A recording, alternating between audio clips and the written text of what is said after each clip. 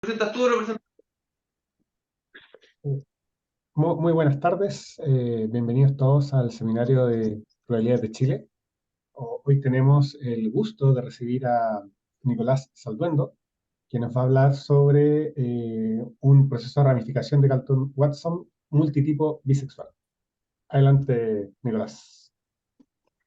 Bueno, muchas gracias y muchas gracias por la invitación y la oportunidad de presentarles mi trabajo. Se siente bien poder volver, aunque sea por un ratito, y online a Chile para poder mostrarle un poco de lo que he estado haciendo en este último tiempo.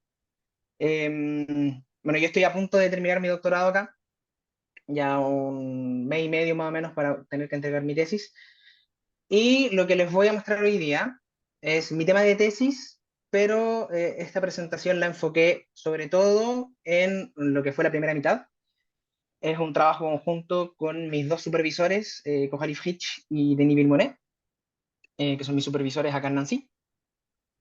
Y bueno, la idea de esta presentación les voy a mostrar un proceso de ramificación, pero en general un proceso de Markov. La idea es, voy a entrar en detalles cómo funciona el modelo en un ratito, pero es un proceso de Markov que tiene un estado absorbente en cero.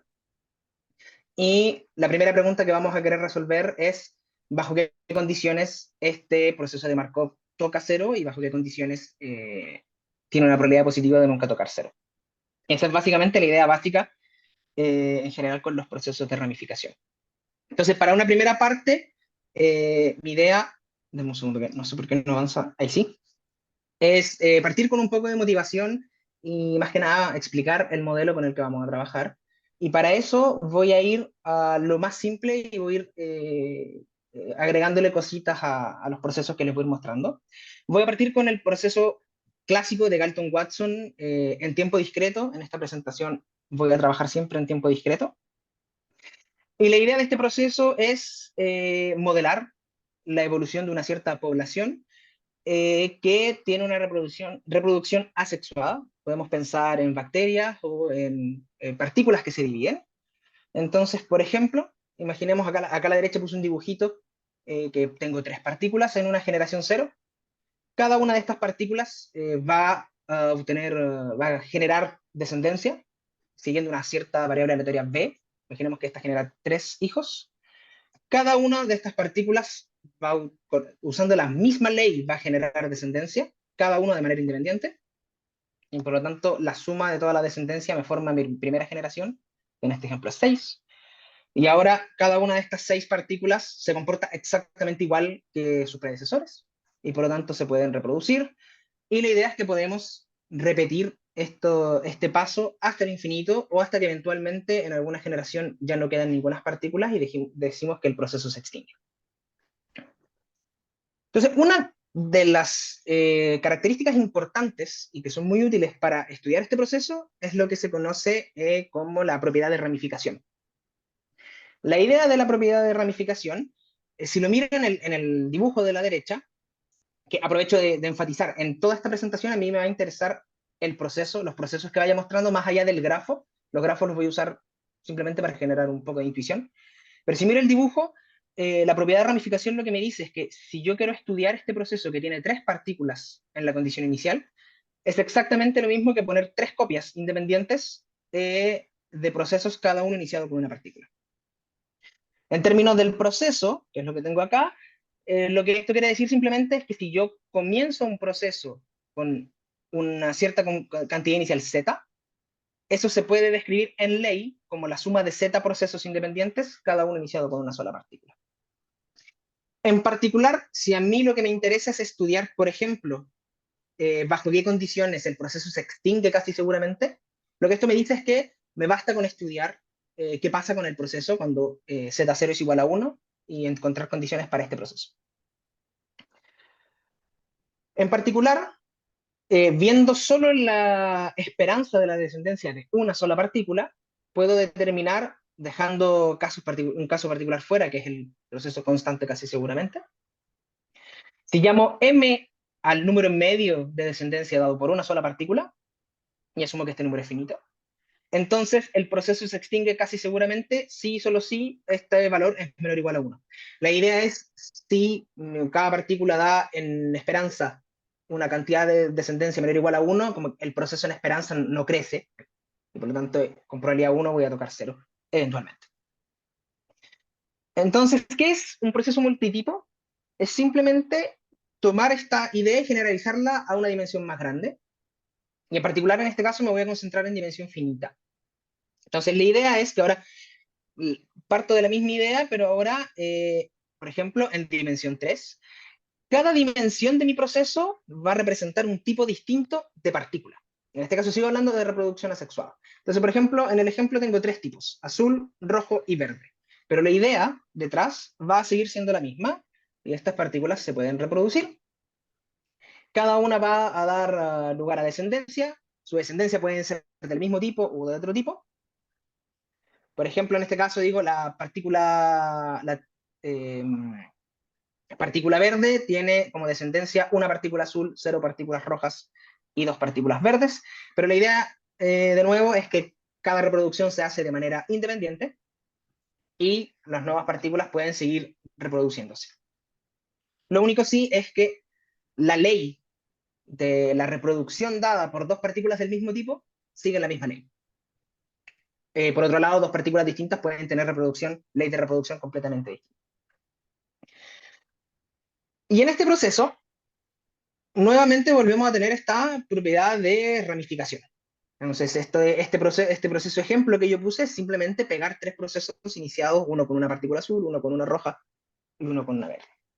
Entonces, si me interesa, por ejemplo, estudiar bajo qué condiciones mi proceso se extingue, casi seguramente, nuevamente me voy a concentrar en qué pasa con el proceso cuando inicia con una sola partícula. Como ahora tengo, si estoy en dimensión P, tengo P posibles partículas distintas para mi condición inicial, lo que vamos a hacer en verdad es ver cuál es la reproducción media en esperanza dada por cada uno de estos tipos de partículas. Toda esta información la ponemos en una matriz, es decir, voy a construir una matriz que en la fila I y en la columna J tengo la esperanza de individuos de tipo J dado por un padre de tipo I.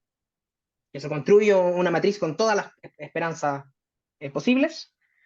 Y la idea es que el proceso se extingue casi seguramente si solo si el valor propio más grande de esta matriz es menor o igual a 1, cuando le agrego un par de hipótesis adicionales al proceso. Básicamente esto de aquí es el teorema de Perron-Frobenius, que me permite de asegurar la existencia de este valor propio y con él caracterizar el crecimiento de este proceso. Pero tanto el proceso anterior que les mostré como este, lo que hace es, como les dije, modelizar una reproducción asexuada. Entonces, si no me equivoco, el 68, Daly introdujo un proceso que la idea es que pueda modelizar una población que también se reproduce a través del tiempo discreto, así que podemos pensar que cada tiempo representa una generación, pero donde ya no trabajamos con partículas o bacterias que se pueden reproducir, sino que con un mecanismo de reproducción un poco más complejo, donde individuos por sí solos no se pueden reproducir, pero que necesitan formar parejas o estructuras más complejas, que son ellas las que logran reproducirse.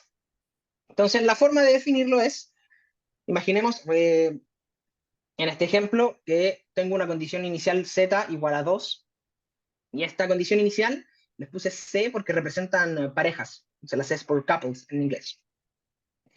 Entonces, en primera instancia, estas parejas pueden reproducirse, así que se van a reproducir y van a tener descendencia de dos tipos distintos. Van a dar, por un lado, una opción para la descendencia es que sean hembras o females, y por otro lado que sean machos o males, por eso F y M. Pero cada una de las parejas se reproduce siguiendo la misma ley y de manera independiente, por lo tanto en esta primera parte no hay nada distinto que con un proceso de ramificación. Pero ahora, la primera generación entonces, lo sumo y digo, la primera generación tiene 3 hembras y 2 machos. Ahora, estos individuos por sí solos no se pueden reproducir y tienen que formar parejas para lograrlo. Y aquí es donde introducimos una función completamente determinista que se llama la mating function, que lo que hace justamente es decirme, ok, yo veo la configuración actual de mis individuos y te digo cuántas parejas van a formar. Entonces, uno de los ejemplos que trató Daly fue el de fidelidad perfecta. Entonces, es la función que puse acá abajo en verde. Voy a asumir que si tengo X hembras e Y machos, entonces el número de parejas es el mínimo entre los dos. Si aplico esta función, entonces esta configuración de hembras y machos forman dos parejas. Y ahora puedo repetir mi proceso y ellos se van a reproducir de manera independiente, dando lugar a la segunda generación de hembras y machos. Aplico mi función, veo el número de parejas que generan, etc. Más que nada, la idea que hay que tener detrás de este proceso es que está inspirado en un proceso de ramificación, pero no es un proceso de ramificación per se, porque está compuesto de dos etapas. O sea, la idea es siempre la misma, el proceso que yo voy a ir mirando todo el tiempo es el proceso Z, que me dice el número de parejas en cada generación, y para pasar de un instante n en mi proceso Z a un instante n más 1, tengo primero una etapa de ramificación para generar los individuos, y después una etapa donde formo las parejas.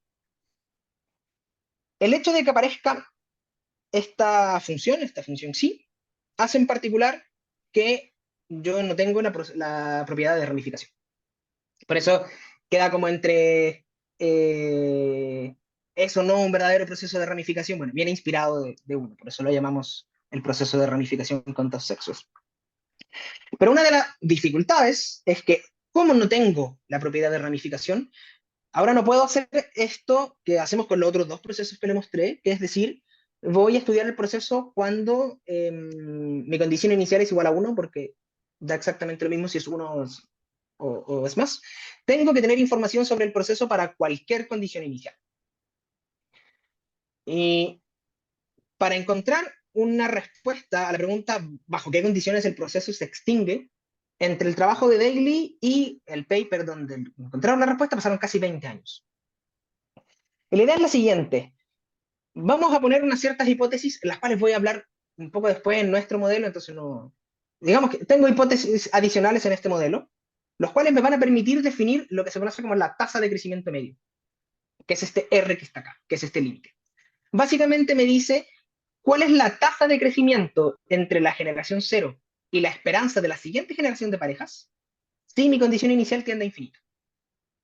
Entonces, esto guarda, bajo las hipótesis que le podemos poner a este proceso, suficiente información para poder caracterizar la extinción o probabilidad de sobrevivencia de mi proceso. La idea con este tipo de procesos en general es que, ya que no tengo la propiedad de ramificación, podría ocurrir, por ejemplo, que cuando tengo un número pequeño de parejas, tengo extinción casi segura, pero si parto con un número grande de parejas, entonces tengo probabilidad positiva de sobrevivir.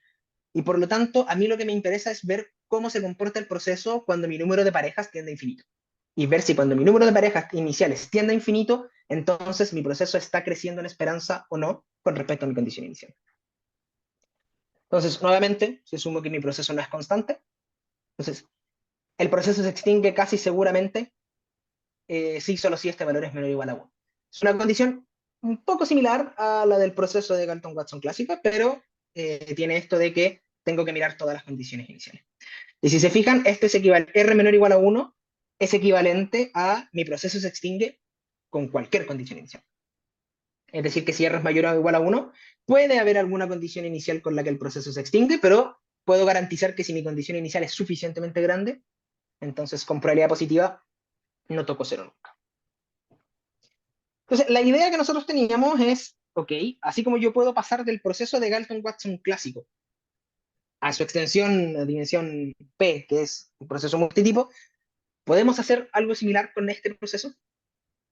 Y la verdad es Mm. que buscando en la literatura, se ha tratado el proceso multitipo, pero para casos muy particulares. Una consulta, Nicolás. Dime. El límite no tiene por qué siempre existir, ¿no? Claro, la idea, no entro en detalle acá, pero asumamos por el momento que tengo hipótesis que me garantizan que el límite existe. Gracias. Eh, como decía, es el caso multitipo, que es la extensión natural, la dimensión más grande, ha sido tratado para casos particulares. Eso nosotros, nuestra idea era, podemos crear un modelo general con donde no conozco las leyes, no tengo un tipo de ley fija de reproducción, por ejemplo, o mi función es cualquier función, la función sí, y dar condiciones bajo la cual mi proceso se va a extinguir o casi seguramente, o va a haber probabilidad positiva de que no toque cero. Entonces, de nuevo, les pongo un ejemplo. El ejemplo es simplemente para guiar la idea, pero a mí me interesa el proceso más que el grafo. Y la idea es, voy a tener distintos tipos de parejas en mi condición inicial, pero ahora ya no es un número, es un vector, porque tengo distintos tipos de parejas. En este caso tengo dos tipos. Los colores dan exactamente lo mismo los colores que escogí. Lo importante es que ahora mi proceso es vectorial. Y ahora estas parejas dan descendencia, pero en vez de dar solo hembras y machos, dan distintos tipos de hembras y distintos tipos de machos. Pero la idea detrás del proceso con un solo tipo, el proceso de Bailey, es la misma. Tengo una etapa de ramificación, que es multitipo, y después tengo una etapa donde aplico mi función sí, solamente que ahora mi función lo que hace es tomar vectores. El vector, y imaginemos que en el ejemplo, si evalúo mi función sí en el vector 1, 1, 2 y en el vector 3, 2, me da como resultado 1, 1. Es básicamente que toda esa configuración de machos y hembras me entrega una pareja de tipo 1 y una pareja de tipo 2. Algo que quiero recalcar y por qué no trabajamos tanto con el grafo es que en general, como solo vemos la acción de la función sí sobre mi población de individuos, no tenemos, no tenemos una idea de qué individuos formaron qué parejas. Solo sabemos que toda esa población generó esas dos parejas, no tenemos idea cómo ni quién se ha formado con quién. Por eso, más que nada, decidimos trabajar directamente con el proceso, pero es una posible extensión trabajar con el grafo y empezar a decidir según las propiedades del grafo qué hembra con qué macho va a formar parejas. Solo para generalizar un poco esto, el hecho de que tenga machos y hembras como individuos de diferentes tipos, el hecho de que un individuo sea macho o hembra, se lo puedo considerar como un tipo de individuo. Simplemente esto lo puedo generalizar y decir, en vez de trabajar con machos y hembras, trabajo con individuos que yo llamo W. Y básicamente, en vez de trabajar con un proceso de dimensión 3 y un proceso de dimensión 2, trabajo solo con un puro vector de dimensión 5 y guardo en mi cabeza que las primeras tres componentes representan las hembras, las últimas dos representan los machos. Y esto me permite generalizar para, por ejemplo, procesos multisexuales o procesos donde el modelo que estoy intentando trabajar no tiene nada que ver con la formación de parejas, sino que es simplemente un proceso que en estas dos etapas, una ramificación y luego aplicar una cierta función. Y Nicolás, ¿cuáles son las propiedades de la función de mating function? Por ahora, hasta acá, lo único que sé es que es una función determinista. En un rato más le voy a empezar a pedir ciertas hipótesis para poder trabajar el proceso. Pero por ahora solo sé que es una función determinista cualquiera que va del espacio que debe ir al espacio que debe ir para que las dimensiones calcen. Por ejemplo, bueno, solo para como comentario, los tres procesos que les mostré antes los puedo ver como ejemplos, como casos particulares de este proceso. Por ejemplo, si el número de parejas y el número de individuos son de dimensión, perdón, la dimensión del proceso de parejas y de individuos es 1, y mi función es la identidad, es un proceso de Galton-Watson. Lo mismo lo puedo hacer si aumento la dimensión y pongo la identidad, es un proceso de Galton-Watson multitipo. Y también recupero el proceso de Daily, si la dimensión del proceso de parejas es 1 y de individuos es 2. Esto para decir que los resultados que les voy a mostrar en un rato valen también para estos tres procesos. En general, los resultados que les voy a mostrar ya fueron probados para los primeros dos, pero también los resultados que les voy a mostrar, varios son nuevos en el caso del proceso de Daily. Entonces, vuelvo a la notación con la que voy a trabajar todo el rato. Eso era solo para generalizar, pero tengo parejas, machos y hembras, y todos son vectores. Entonces, un ejemplo sería llevar el modelo de Daily de fidelidad perfecta a dimensión P. Entonces, todas las dimensiones son iguales a P. Entonces, las hembras de tipo 1 y los machos de tipo 1 hacen fidelidad perfecta, entonces el número de parejas que forman es el mismo. Y lo mismo con tipo 2, y lo mismo con tipo 3, hasta el último tipo. Una de las desventajas de, de esta forma de atacar este modelo es que mi función es determinista. Entonces, por ejemplo, intentar modelar algo, digamos, entre comillas, de la vida real, podemos intentar aproximar cosas, pero el hecho de que mi función sea determinista dificulta, facilita el trabajo del proceso, dificulta un poco la modelización.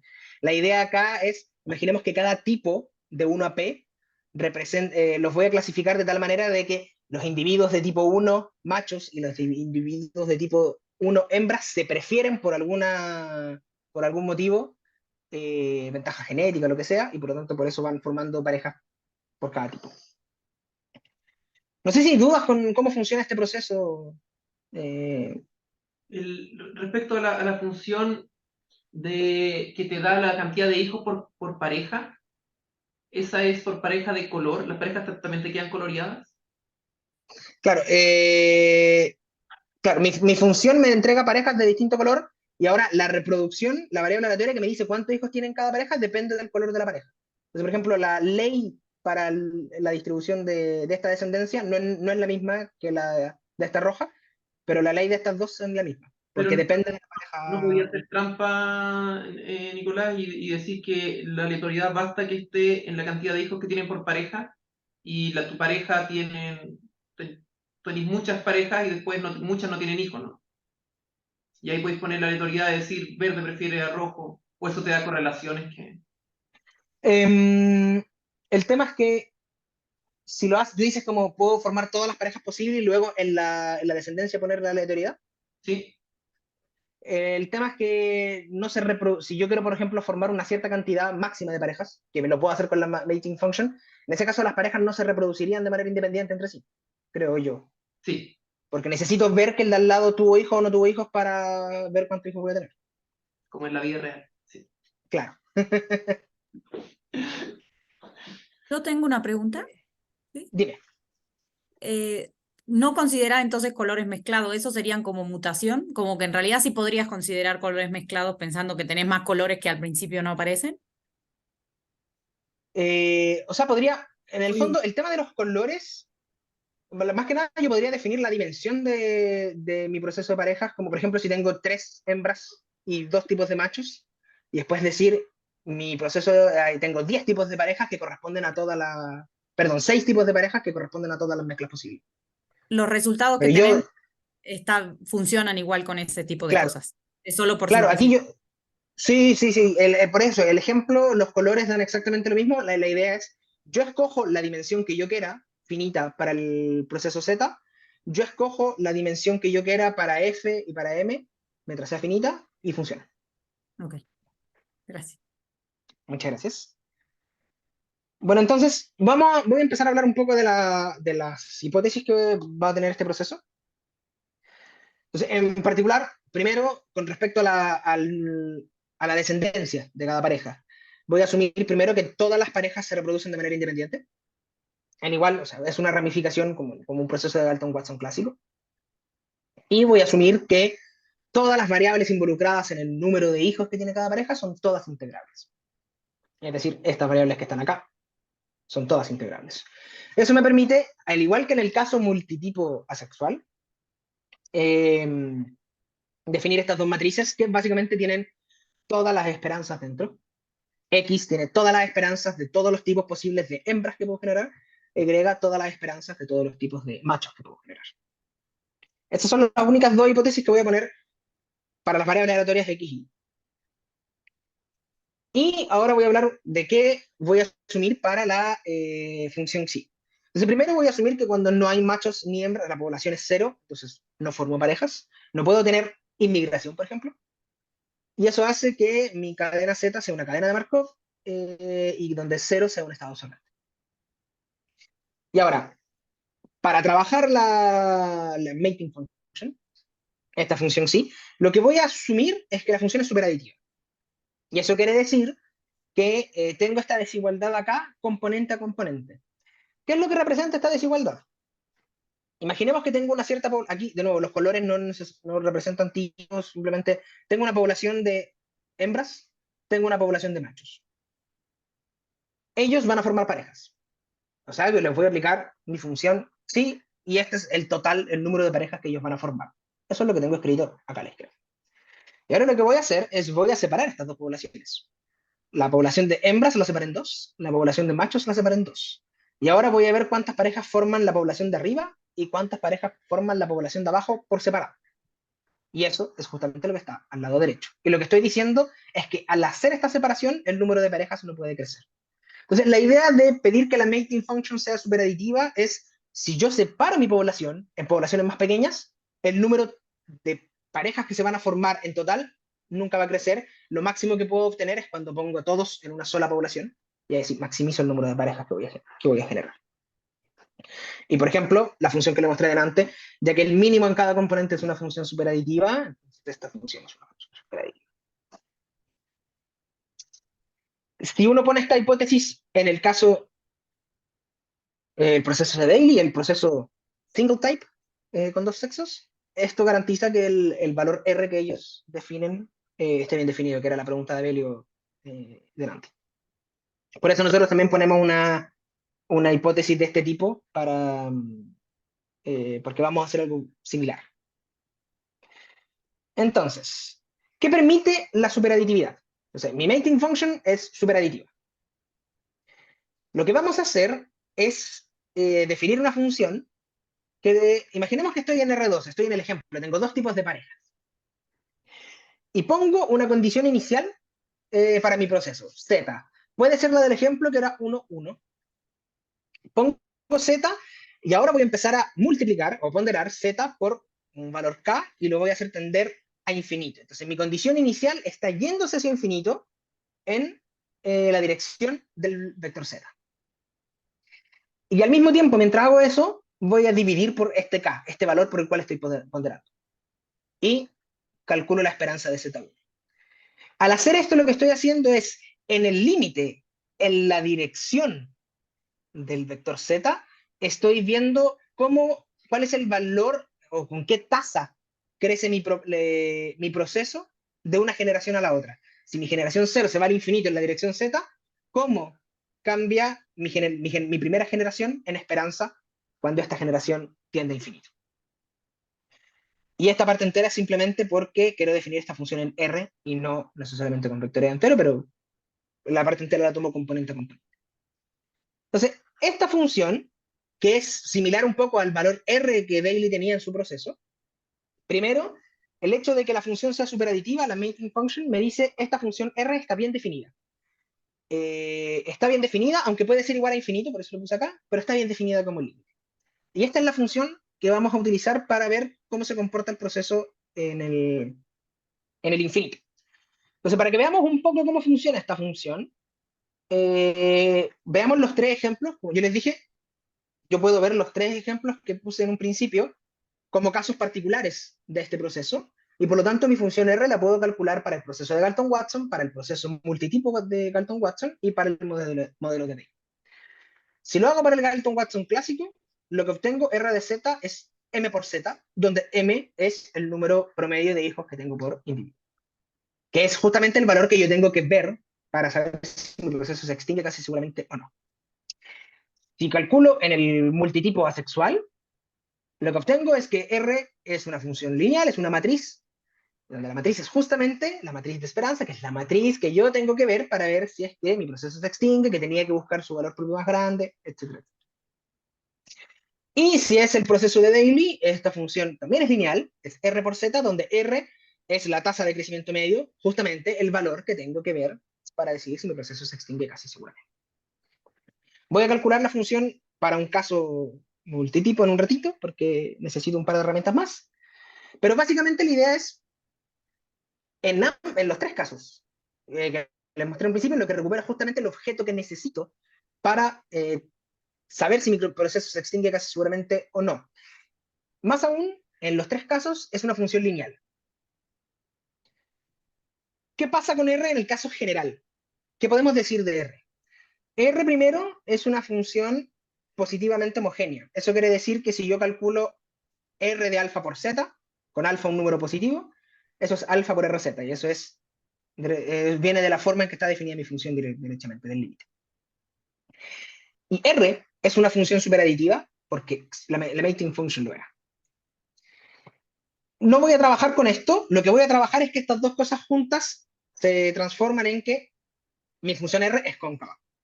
Y eso pone una dificultad adicional, porque yo sé cómo trabajar con mi función R en los tres casos que les mostré antes, porque es una función lineal. Entonces, en dimensión 1 veo simplemente la pendiente, y en la dimensión P veo el valor propio, pero en este caso particular, sí, o general, digamos, no puedo garantizar que la función sea lineal, pero puedo garantizar que es.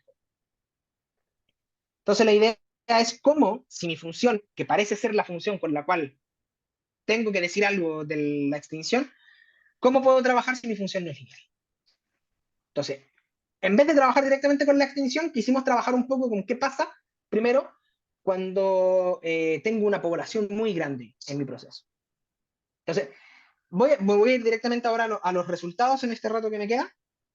Entonces, voy primero a hablar de leyes de los grandes números.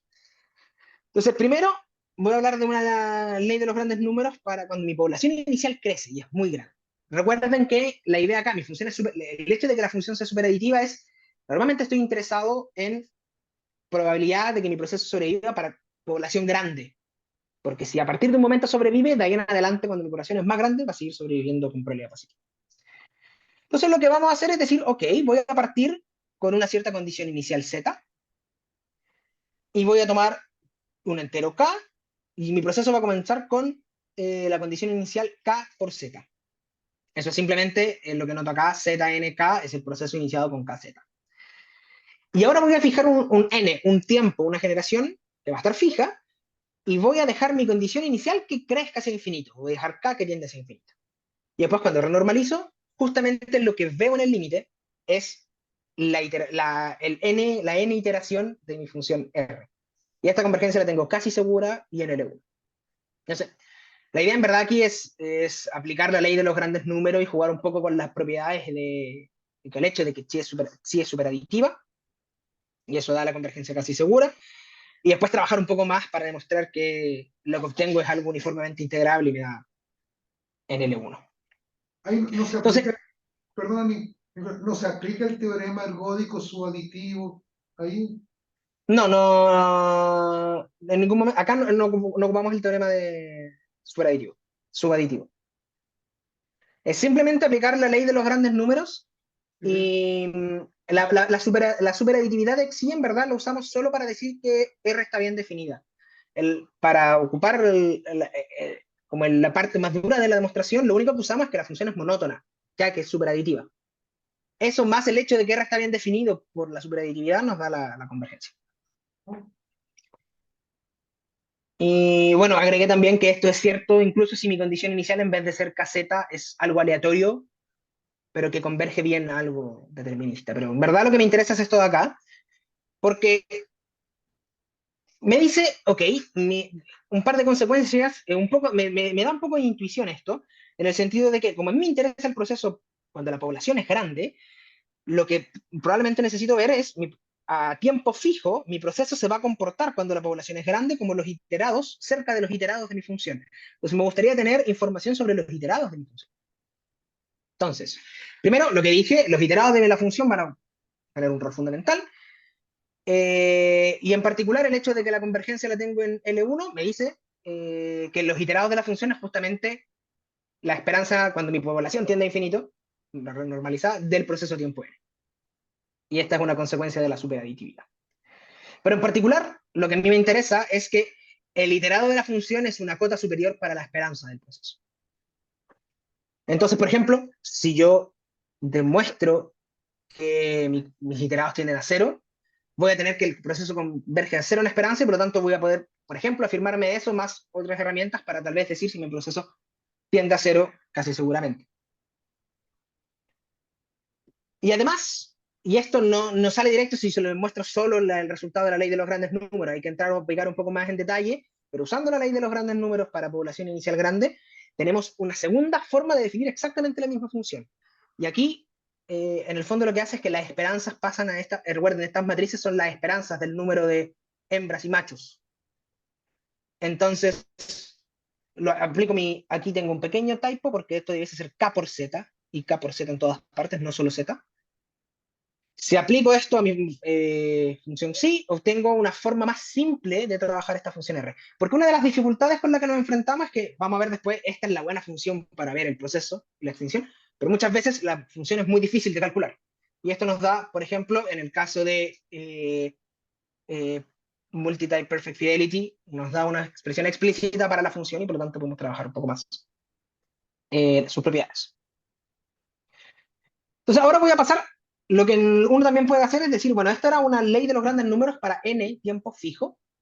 Obviamente también lo puedo hacer por una cantidad finita de tiempos, pero ¿qué pasa si ahora quiero mirar toda la trayectoria? Puedo buscar una relación entre mi función R y toda la trayectoria de mi cadena. Entonces, antes de pasar a eso, voy a hacer un pequeño paréntesis.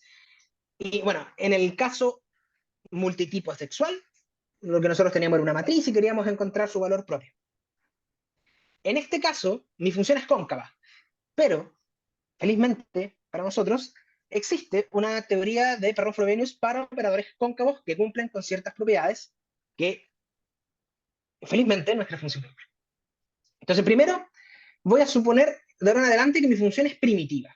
Y lo que quiero decir con eso es que mi función, en algún momento, si yo empiezo a iterar, mi función es estrictamente positiva en todos sus componentes. Para los que conocen el teorema de Perron-Frobenius, que es lo que hago en el caso sexual con la matriz, esto es exactamente la irreducibilidad de la matriz en el caso lineal. Aquí le estoy pidiendo lo mismo, pero en el caso de la función. Y hay un teorema del 94 de Ulrich Krauss que dice que si tengo una función que es cóncava, mi función es cóncava, positivamente homogénea, mi función lo es, y además primitiva, lo tengo que suponer, entonces, puedo encontrar un valor y un vector propio, a pesar de que es una función cóncava y no lineal, tengo la unicidad del valor propio, tengo la unicidad del vector propio, es estrictamente positivo y la unicidad es una vez que fijo su norma. Y en particular, los iterados de mi función convergen exponencialmente a la dirección de mi vector propio, y la tasa a la que convergen es justamente el valor propio. Este resultado es justamente Perron-Frobenius si yo reemplazo R con una matriz. Entonces tengo el mismo resultado, pero para esta función que esta función R. Entonces lo que a mí me gustaría, guiándome por lo que pasa en el caso sexual, es decir, ok, si lambda es mayor a 1, mi proceso debiese tener probabilidad positiva de sobrevivir, y si es menor o igual a 1, debería extinguirse para toda condición inicial. Bueno, como mi función tengo que asumir que es finita, pero cuando mi función es finita, voy a llamar lambda y z a el único valor propio y el único vector propio que puedo encontrar gracias a este teorema. Pues ahora sí, voy a de vuelta a las leyes de los grandes números y aquí voy a dar una ley de los grandes... ¿Sí? Perdón, tenía una pregunta de la diapositiva anterior. Sí, sí, sí. El límite es con n, ¿no? ¿Tendiendo a infinito? Sí, perdón, typo mío, es cuando n tiende a infinito. Ok, está bien, listo. Muchas Okay, gracias. o sea, la población inicial está fija ahora, digamos, esencialmente. Sí, sí, sí. Listo, De hecho, está bien. aquí ni siquiera, ni siquiera estoy pensando en el proceso, porque R puede ser cualquier función que cumpla estas tres... Ok, pero bien. sí, el límite es cuando n tiende a infinito. Los iterados de R convergen exponencialmente rápido al vector propio. Esto también es cierto cuando tengo una matriz, eso es Perron-Frobenius, pero esta función de acá es la proyección sobre el vector propio. Y aquí esa función tiene un montón de propiedades que funciona como una proyección, pero no es lineal. Por eso la llamé esta función P, pero no voy a entrar en esos detalles ahora, pero es la idea que funciona como si fuese una matriz sin ser. Entonces, voy a agregar una última hipótesis, que es clásica en los procesos de ramificación, Galton-Watson, todos, que es que mi cadena es transiente. Entonces, tengo una dicotomía entre tengo extinción o mi proceso va a infinito. Entonces, voy a suponer para este teorema que mi función R es finita y voy a suponer que lambda es mayor a 1. Encontré su valor propio, lo veo, es mayor a 1. Entonces, la idea es, debiese estar en un caso donde puedo sobrevivir.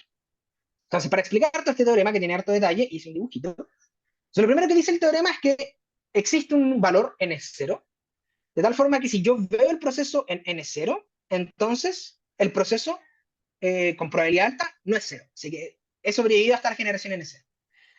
Y lo que va a pasar es que voy a calcular mi función R del punto en el que estoy. Voy a dibujar una bolita alrededor de este punto que calculé y con alta probabilidad, en próximo salto lo voy a dar dentro de esta caja. y por lo tanto avancé un paso. Después calculo R de este punto, dibujo una cajita alrededor de este punto y con gran probabilidad voy a caer acá. Y puedo iterar. Calculo R, encuentro una cajita alrededor de esto y con gran probabilidad caigo acá adentro.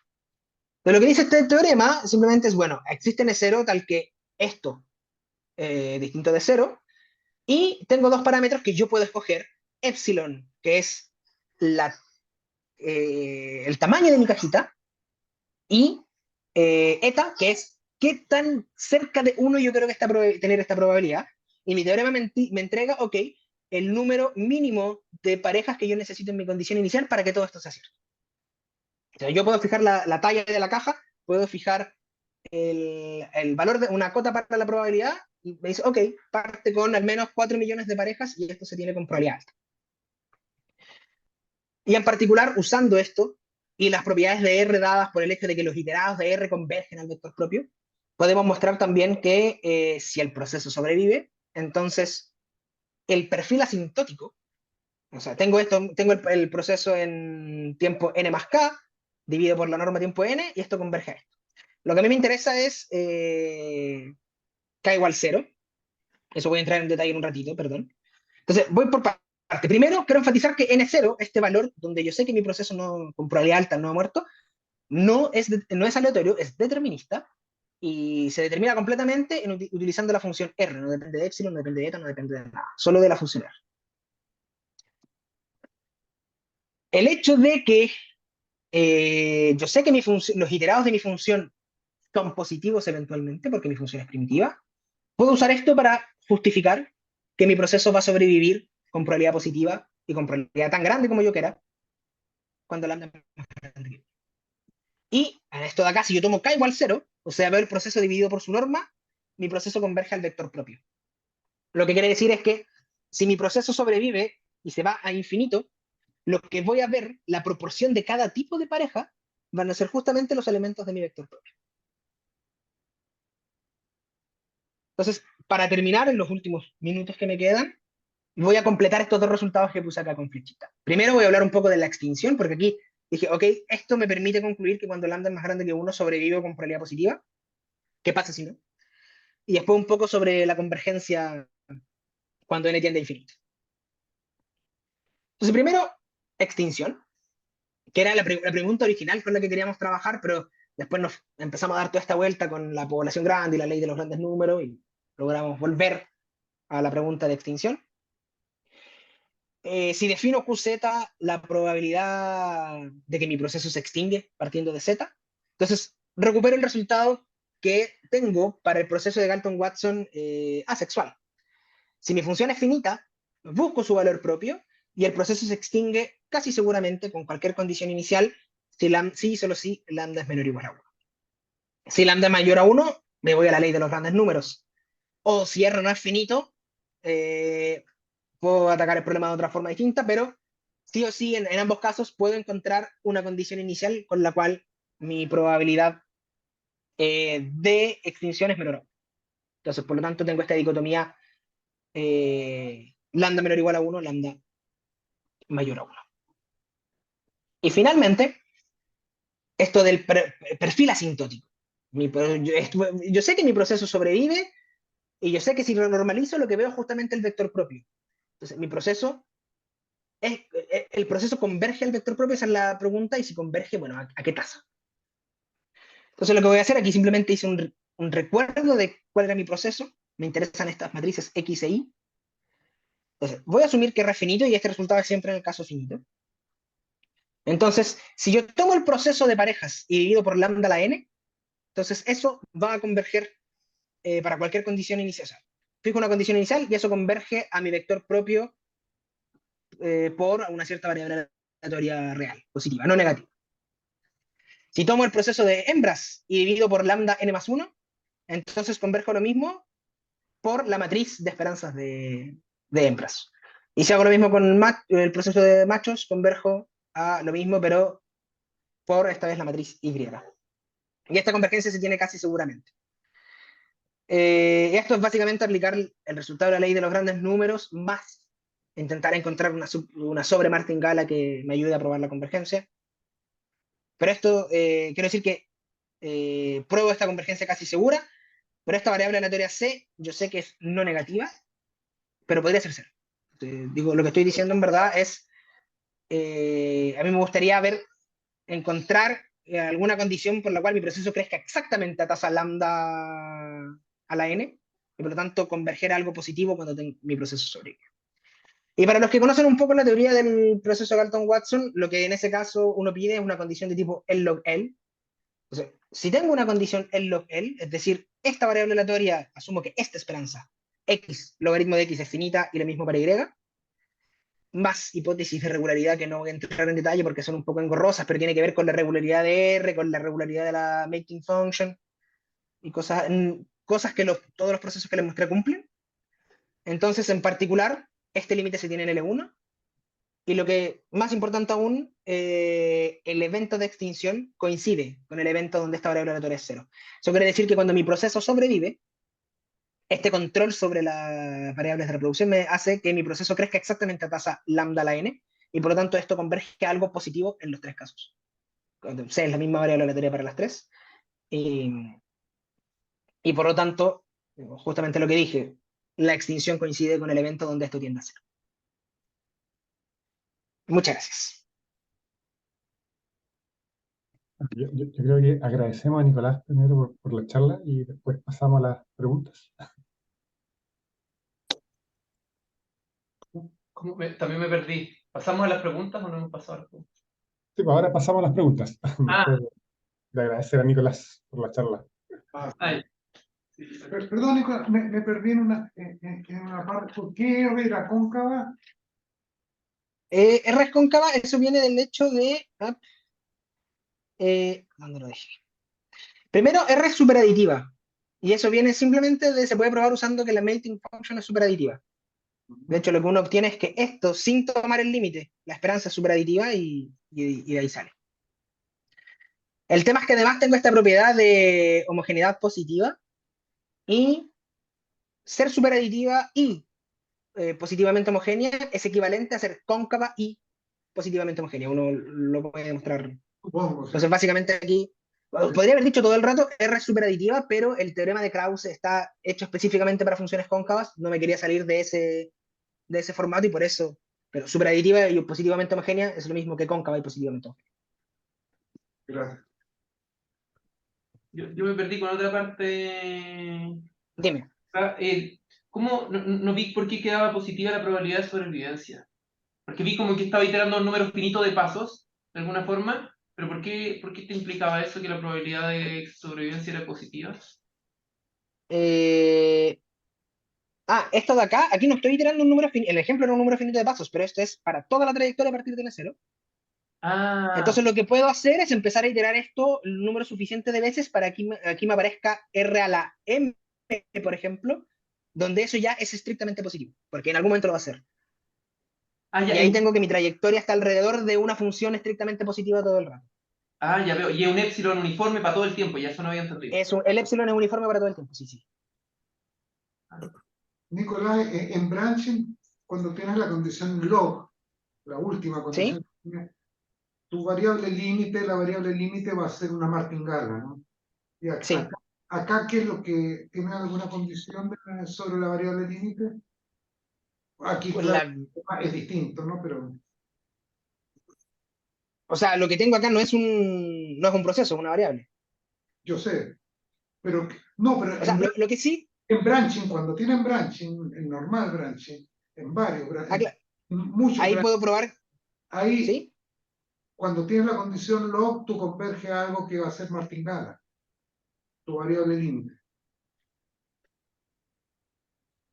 Bueno, en verdad, el problema acá es, de hecho, en el tema de branching, cuando tengo esta condición log, es equivalente a todo lo que puse acá, el límite en L1 y esto de acá. ¿Sí?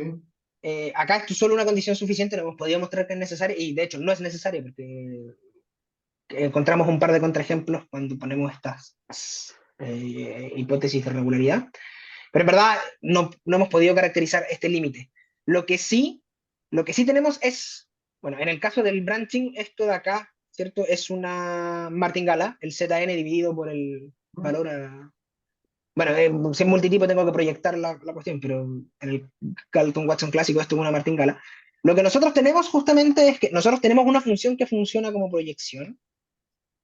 Es esta de acá, que viene dada por este teorema, esta función P, que funciona como una proyección. Entonces, si yo agarro esto de acá, y yo aquí, en vez de poner Zn, pongo P de Zn, lo que obtengo es una sobremartingala. Y es lo que nosotros hacemos para probar que entonces converge a una variable más lo que más esto nos da la convergencia. Pero el Gracias, límite no lo hemos logrado caracterizar. gracias.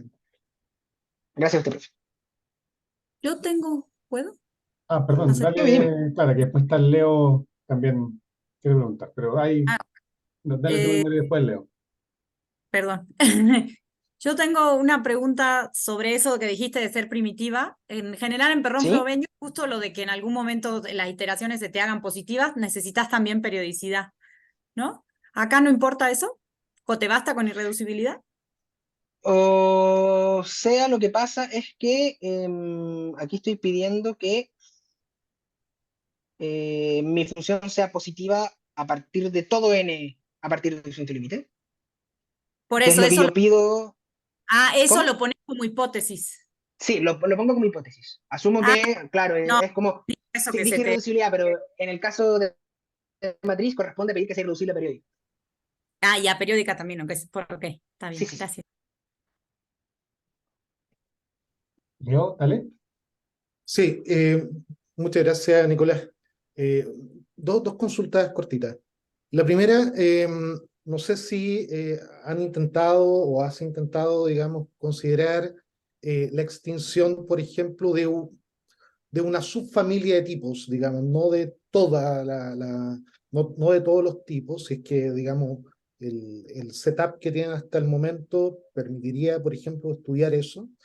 Eso es lo primero. Y después, quizá el caso de una función de mating, digamos, aleatoria, ¿no? ¿Qué pasaría en el caso de una función de mating aleatoria, pero que estuviera de alguna forma, o qué crees tú que podría pasar, que estuviera de alguna forma acotada por una función de mating, digamos, determinista, bien acotada por abajo, por Claro. decirlo de alguna forma? No sé si tienen resultados de monotonía en ese sentido, por ejemplo. ¿Ya? No sé, bueno, eso. Bueno, con respecto a la primera pregunta, estuvimos viendo un poco algunos modelos donde tengo esto como extinción parcial, por así decirlo. No lo vimos en detalle, pero sí tenemos algunos criterios eh, para, por ejemplo, utilizando subvalores propios para este operador R. Sí tengo algún vector Z que tiene algunos elementos de mi población y no todos, y le puedo encontrar un subvalor propio, entonces esa subpoblación asociada se me va a extinguir, pero ahí, ¿qué pasa si después le agrego un tipo que tal vez sea súper, que me hace crecer Claro, claro, sí, mi sí. población? No tenemos respuesta en qué pasa en esos casos con más... Digo, tenemos una idea de cómo atacar el problema, pero no hemos ido más allá. Ahora, con respecto al tema de mating aleatorio, bueno, eso es más o menos lo que hemos estado viendo en este último tiempo, en particular dos extensiones. Una es mating aleatorio y el otro es tiempo continuo. Con respecto a mating aleatorio, si yo veo mi proceso como lo tengo definido acá, o sea, en este formato general, y si yo aquí pongo sí una función aleatoria, y no pongo ninguna restricción, podría poner esta restricción de monotonía, pero imagina por un momento que no pongo ninguna restricción, el modelo es lo suficientemente amplio para abarcar cualquier cadena de Markov dimensión P. Es decir, cualquier cadena de Markov se puede escribir de esta manera con una función aleatoria. Entonces, al final lo que hicimos fue intentar desarrollar criterios para que una cadena de Markov se me pueda escapar hacia infinito o se me pueda extinguir, una cadena de Markov con una absorción, y luego aplicarlas un poco para el mating aleatorio. En particular, con una demostración distinta, uno puede demostrar que, aunque mi función sea aleatoria, yo esto también lo puedo definir, porque simplemente la esperanza de Z1. Y si yo doy condiciones para que esta función tenga valor propio, tengo exactamente el mismo criterio. La demostración es otra, pero también tengo el mismo criterio. Y después, de nuevo, para el caso más general, donde puedo tener casos más patológicos, lo que tenemos son condiciones que una condición necesaria, por un lado, y una condición distinta que sea suficiente, pero no la misma que sea necesaria y suficiente. Normalmente criterios del estilo, si estoy acotado por debajo por algo que tiene un valor propio Claro. mayor a 1, entonces mi proceso crece. O si lo acoto por arriba por algo que tiene un valor propio menor a 1, me extingo. Pero para un modelo muy general, encontrar una condición suficiente necesaria está siendo un poco complicado. Ok. Muchas gracias. Muchas gracias a ti. ¿Hay más preguntas? Yo tenía una pregunta. Bueno, gracias Nicolás por la charla.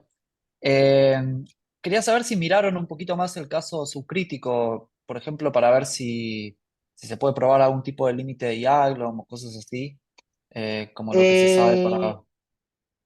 Lo que probamos fue, de nuevo, ahí hay que hacer varias hipótesis de regularidad que son difíciles de demostrar. Pero en general, hay antes de pasar a responder tu pregunta, hartas dificultades están en, uno, poder calcular R. R lo podemos calcular en casos muy particulares. Y cuando uno calcula R, sabemos que lambda existe, pero encontrar lambda lo podemos encontrar algorítmicamente para algunos casos, pero si nos vamos a la parte teórica, decimos R la defino y ya lambda es menor a 1, estoy en el caso subcrítico, asumiendo regularidad, un poco más de regularidad sobre la mating function y momentos exponenciales, mostramos que hay una cantidad infinita de distribuciones cuasi-estacionarias en el caso subcrítico. Lo que hicimos fue encontrar una que es el límite de Yaglom y luego a partir de eso empezar a construir más y pudimos probar que se pueden construir una infinidad de distribuciones cuasi-estacionarias. Ok, buenísimo. Bueno, eso. Nada. Gracias. Muchas gracias. Perdona, en el vector propio de programa Frobenius, entre comillas, de R, es el ¿Sí?